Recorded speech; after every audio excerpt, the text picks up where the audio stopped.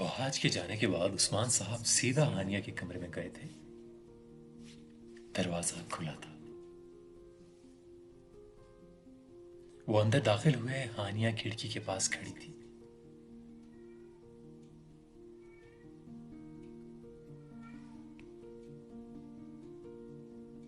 आहट पर चौंक कर मुड़ी तो सामने उस्मान साहब को खड़ा पाया। उनके चेहरे पर इस्तराब और खफगी वाज़ेह थी। बाबा, अंदर आए, बैठें। वो कुछ हैरान होकर बोली, मैं यहां बैठने नहीं आया। तो मैं सिर्फ ये बताने आया हूं कि इस हफ्ते तुम्हारी रुखसती है। जो तुम चाहती थी अब वही होगा। जिस जिंदगी का इंतखाब तुमने किया है अब वही तुम्हें जीनी है। इसके बाद तुम्हारा मुझसे या इस घर से कोई ताल्लुक नहीं होगा। इन्होंने निहायत शाइस्तगी से ये बात कही और चले गए। हानिया अपनी जगह खड़ी रह गई। दूसरी तरफ वहाज ने इस्लामाबाद से वापसी पर मुर्तजा साहब को उस्मान सिकंदर का फैसला सुनाया। इस पल मुर्तजा साहब की खुशी देखने वाली थी। आखिरकार उनकी दिली मुराद पूरी हुई। वो बेहद खुश थे, मगर वहाज खुश नहीं था, क्योंकि वो जानता था अब इस रिश्ते को निभाना उसके लिए और भी मुश्किल हो जाएगा। अगले ही दिन से शादी की तैयारियां उरूज पर पहुंच गई। मुर्तजा साहब एक लम्हे को भी सुकून से नहीं बैठे थे। हालांकि वहाज ने उन पर किसी काम का बोझ नहीं डाला, फिर भी वो हलकान हुए जा रहे थे। बाबा, आप यहां बैठे हैं,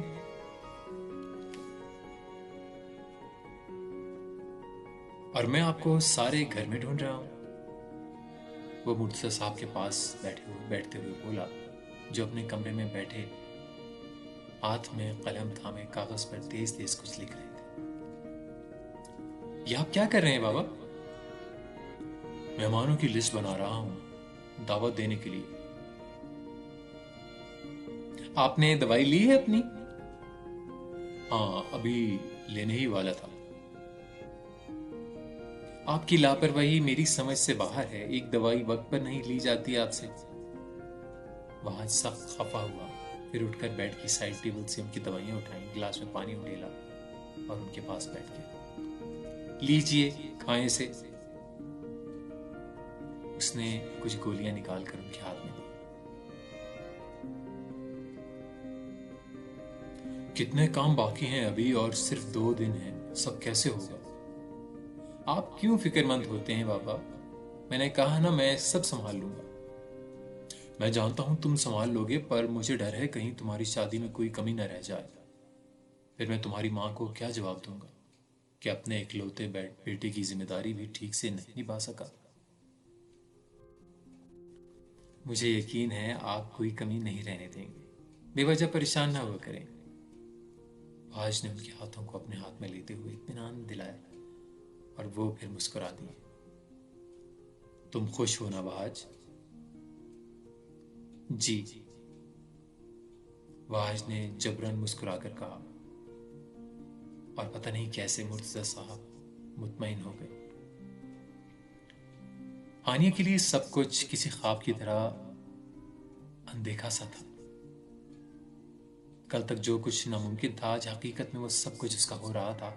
आज वो मुकम्मल तौर पर वहाज की होने जा रही थी। सच है, जिंदगी हैरान कर देने वाली चीज है।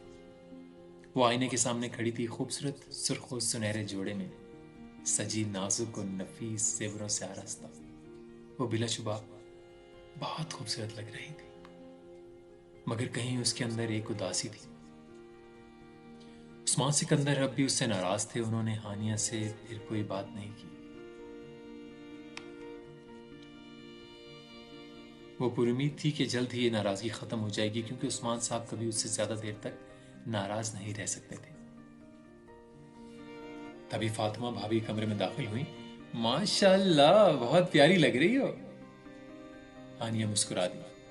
चलो मैं तुम्हें ले जाने के लिए आई हूँ। बाबा ने कहा कि बारात आधे घंटे में रवाना होगी और हमें इससे पहले हॉल में पहुंचना है बारात का इस्तकबाल करने के लिए। तो चलें फिर। जी, हानिया ने कहा और दोनों कमरे से बाहर आ गई। हॉल में जाने से पहले हानिया बारी बारी सबसे मिली थी। पहले नुसरत बेगम ने उसकी नजर उतारी और खूब सारी दुआएं दी। फैजान भाई और जैद ने भी उसे सीने से लगाकर यकीन दिलाया कि जब भी उसे अपने भाइयों की जरूरत होगी वो उसके साथ खड़े होंगे। उससे मिलते हुए हारिस की आंखें भी नम हो गई और बहुत कोशिशों के बावजूद भी हानिया खुद को रोने से न रोक सकी। सिर्फ उस्मान साहब उससे नहीं मिले थे, वो इस दौरान घर से बाहर चले गए थे। वहाज और तमाम मेहमान रुखसती से एक दिन पहले इस्लामाबाद पहुंच गए थे। सब होटल में ठहरे थे और रुखसती से अगले दिन उनकी वापसी थी। वो होटल के कमरे में मौजूद था। सुनहरी शेरवानी पहने वो बेड के किनारे बैठा, कलाई में घड़ी बांधता, बेहद पुरवकार और वजीह नजर आ रहा था। और तभी मुर्तजा साहब दरवाजा धकेलते हुए कमरे में दाखिल हुए। बाबा, इन्हें आता देखते ही वहाज उठ खड़ा हुआ और नरम सी मुस्कुराहट से उनका इस्तकबाल किया। मुर्तजा साहब के चेहरे पर भी शफीक सी मुस्कुराहट थी। वो उसके एंड सामने आकर खड़े हुए। तुम अंदाजा नहीं कर सकते वहाज कि आज मैं कितना खुश हूं। उसके दोनों शानों पर अपने हाथ रखे और बहुत मान से कह रहे थे। वहाज की मुस्कुराहट मजीद गहरी हो गई। काश आज तुम्हारी मां भी यहां होती। मुर्तजा साहब के चेहरे पर उदासी का साया सा लहराया। उदास नहीं होना बाबा, आज तो खुशी का दिन है ना। वो उनके हाथ अपने हाथ में लेकर नरमी से कह रहा था। और मुझे यकीन है आज अम्मी भी बहुत खुश होंगी। मुर्तजा साहब ने मुस्कुराते हुए सर हिला दिया। बारात पूरे शान और शौकत के साथ रवाना हुई थी। वहाज गाड़ी में बैठा कुछ उलझा उलझा सा मगर खामोश सा था। साथ ही मुर्तजा साहब बैठे थे जिनके चेहरे पर जमाने भर की खुशियां थी। इससे दूर हॉल में उस्मान सिकंदर समेत तमाम मेहमान पहुंच चुके थे। हानिया हॉल के अंदरूनी सिमत बने दुल्हन के कमरे में मौजूद थी। उसका दिल जोर जोर से धड़क रहा था। हर गुजरता लम्हा उसकी बेचैनी में इजाफा कर रहा था। फातिमा भाभी कुछ देर पहले ही उसे वहां छोड़ गई थी और वो तन्हा बैठी सोचों में गर्क थी। 8 साल इंतजार किया है मैंने इस दिन का, जब वहाज सही मानों में मेरे होंगे और हमारा रिश्ता इतना मजबूत हो जाएगा कि कोई उसे तोड़ नहीं सकेगा। मुझे खुश होना चाहिए पर मैं खुश नहीं हूं। अजीब सी खदशे में क्यों हूं मैं ऐसी। 8 सालों में जाने क्या कुछ बदल चुका होगा। मुझे जिस मोहब्बत पर इतना यकीन है, अगर वो बदल गई, अगर वहाज ही बदल गया तो। ये सोचते हुए हानिया का दिल कांप उठा और वो उसके आगे कुछ ना सोच सकी। दूसरी तरफ बारात पहुंच चुकी थी। हॉल में गहमा गहमी सी फैली थी। वहां गैर आरामदा सा स्टेज पर फैजान के साथ मौजूद वहाज हल्की फुल्की गुफ्तगू में मसरूफ था।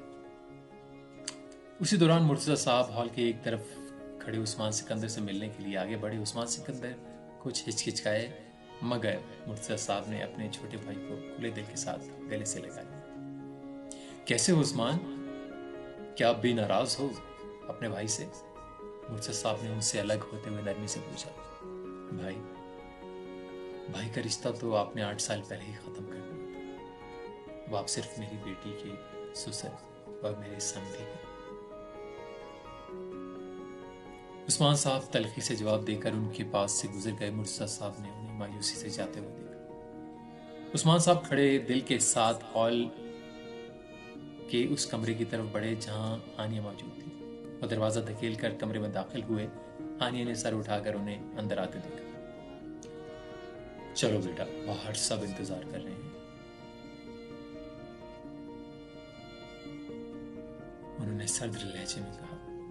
उनकी बात को नजरअंदाज करते हुए वो आगे आई और उनके सामने खड़े होते हुए जज्बाती अंदाज में बोली, क्या आप मुझे माफ नहीं करेंगे बाबा? तुमने ऐसा कुछ नहीं किया हानिया जिस पर मैं तुम्हें माफ करूं। उस्मान साहब ने उसकी आंखों में देखते हुए कहा। बल्कि माफ़ी तो मुझे मांगनी चाहिए जो इतने सालों तुम पर अपने फैसले मुसल्लत करता रहा। गलती मेरी है जो आज तक ये समझता रहा कि मेरी बेटी को मेरे फैसलों पर पूरा एतबार है। मैं ये भूल गया था कि मेरी उंगली पकड़कर चलने वाली मेरी छोटी सी बेटी अब बहुत बड़ी हो गई और अपने फैसले खुद कर सकती है। हानिया के आंसू गालों पर बहने लगे। नहीं बाबा, ऐसा नहीं है। आप वो कुछ कहना ही चाहती थी कि उस्मान साहब ने उसकी बात काट दी। जो जिंदगी तुमने शुरू की है वो तुम्हारा अपना इंतखाब है, तो इसके नताइज भी तुम्हें खुद भुगतने होंगे। कोई तुम्हारे साथ नहीं होगा, न मैं, ना तुम्हारी माँ, ना भाई, न भाभी, कोई भी नहीं। वो अब हाथ की पुष्ट से उसके चेहरे पर बिखरे आंसू समेट रहे थे। हाँ, मगर जिस दिन तुम अपने फैसले पर पछताओगी और शर्मिंदा होकर वापस लौटना चाहोगी, तो तुम्हारे ये बाबा तुम्हें फिर से अपना लेंगे। ये कहकर उन्होंने हानिया के सर पर दुपट्टा रखा और अपना बाजू हानिया की तरफ बढ़ा दिया।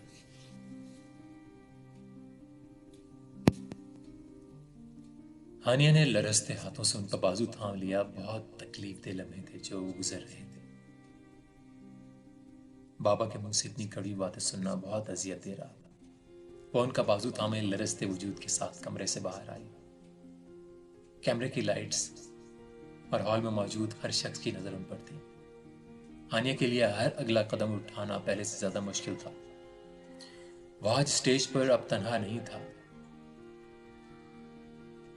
लेकिन वो हानिया को आते देख रहा था और स्टेज आहिस्ता आहिस्ता खाली हो गया। अब सिर्फ वह आज स्टेज पर मौजूद था। धड़कनें उसकी भी रुक रुक कर चल रही थी और फासला था कि खत्म होके नहीं दे रहा था। बिलाखिर हानिया स्टेज के करीब आ पहुंची। उसने उस्मान सिकंदर का हाथ सख्ती से थाम रखा था। मुर्तजा साहब जो स्टेज के करीब थे, उन्होंने वहाज को इशारा किया तो वो उठकर आगे आया और हानिया को सहारा देने के लिए उसकी सिमत हाथ बढ़ाया। ये वो लम्हा था जब हानिया को सही मानों में अपने फैसले पर अमल करना था। उसे सब कुछ पीछे छोड़कर आगे बढ़ना था। वहाज की नजरें अब हानिया के चेहरे पर जमी थी। हर कोई मुंतजिर सा था, उन्हें देख रहा था। और फिर धीरे से हानिया ने उसके हाथ पर अपना हाथ रखा और ऐसे ही आहिस्तगी से उस्मान साहब का बाजू छोड़ दिया।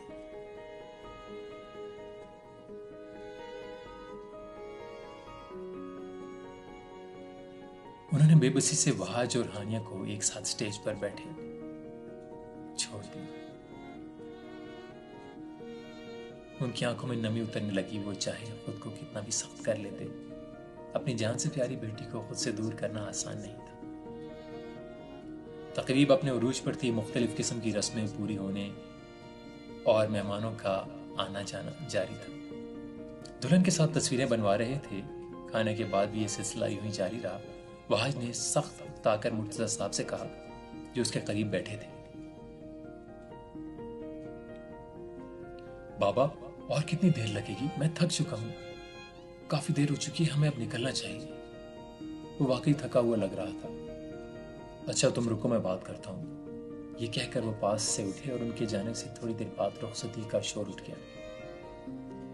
हानिया को स्टेज से नीचे लाया गया। उसकी एक तरफ फातिमा भाभी थी जो उसे संभाले हुई थी और दूसरी तरफ वहाज जो उसके हमरा था। वो एक बार फिर सबसे मिली और एक एक करके गले लगकर रोई। आखिर में उस्मान सिकंदर के सीने से लगकर वो सिसकियों से रो रही थी।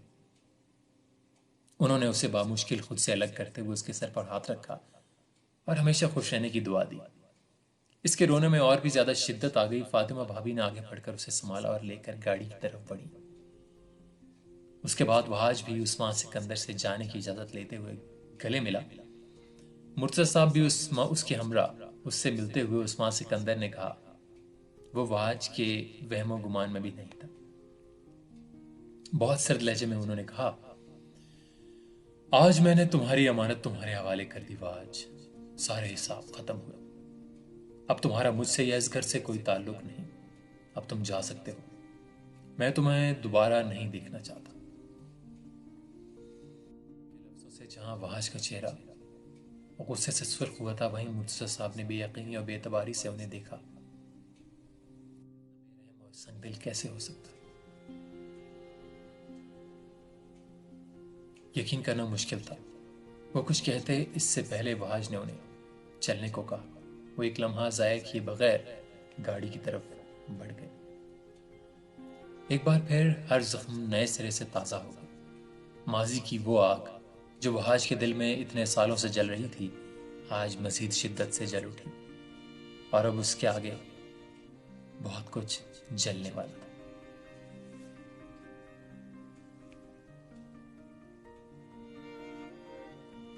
दोस्तों, कैसी लगी आपको ये एपिसोड? हमारे चैनल को सब्सक्राइब करना मत भूलिएगा और कमेंट्स में अपनी आरा से जरूर आगाह कीजिएगा। अगर आपका कोई फेवरेट नॉवल हो जो आप चाहते हैं कि हम आपके तक अपनी आवाज के जरिए पहुंचाएं तो हमें जरूर बताइएगा। Keep supporting. Thank you.